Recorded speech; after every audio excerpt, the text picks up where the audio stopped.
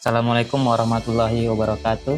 Kenalkan kami dari kelompok 2. Di sini kami akan merangkum jurnal dari perencanaan sistem informasi untuk mendukung analisis pemasaran menggunakan metode EAP pada PT Serokindo Benua Wisata.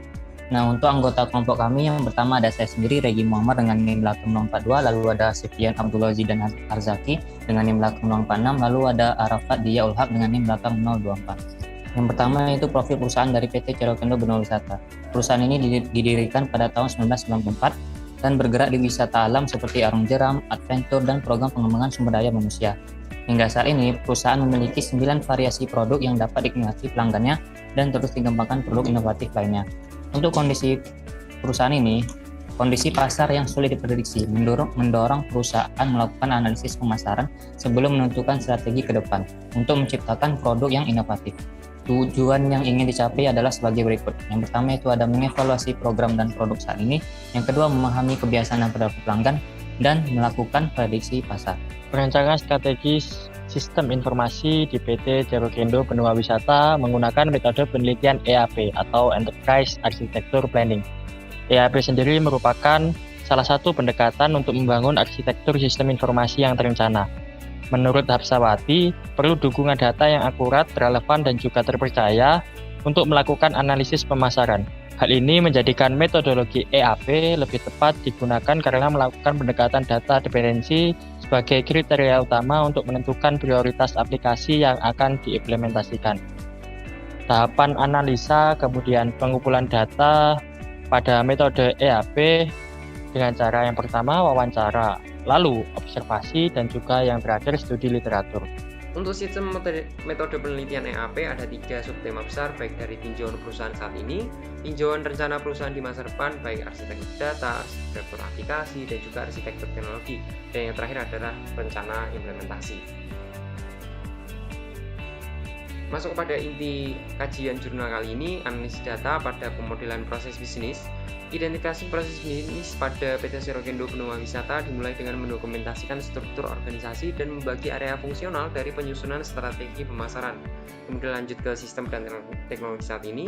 Berdasarkan hasil observasi dan wawancara, terdapat 2 sistem informasi yang saat ini sedang berjalan, yaitu website perusahaan zeroadventure.com dan aplikasi Zair Accounting. Kemudian dilanjutkan pada arsitektur data. Pada bagian ini, arsitektur data tersusun dari entitas perusahaan yang menggambarkan seluruh susunan data, seperti data yang akan dihasilkan, dikelola, dan digunakan oleh semua fungsi bisnis. Untuk berikutnya ada arsitektur aplikasi. Dibangunnya arsitektur aplikasi pada PT Serokindo, ada aplikasi BI Tool System, Customer Service System, Finance Management System, Product Management System, Vendor Management System, dan juga Human Resource Management System. Yang mana untuk berikutnya ada arsitektur teknologi.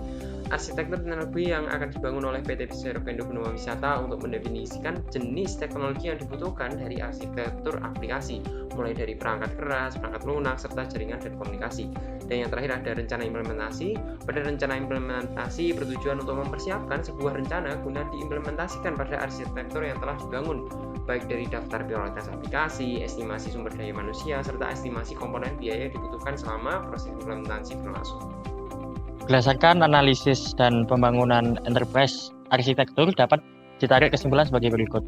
Yang pertama, perencanaan sistem informasi berhasil dibangun dalam bentuk enterprise arsitektur.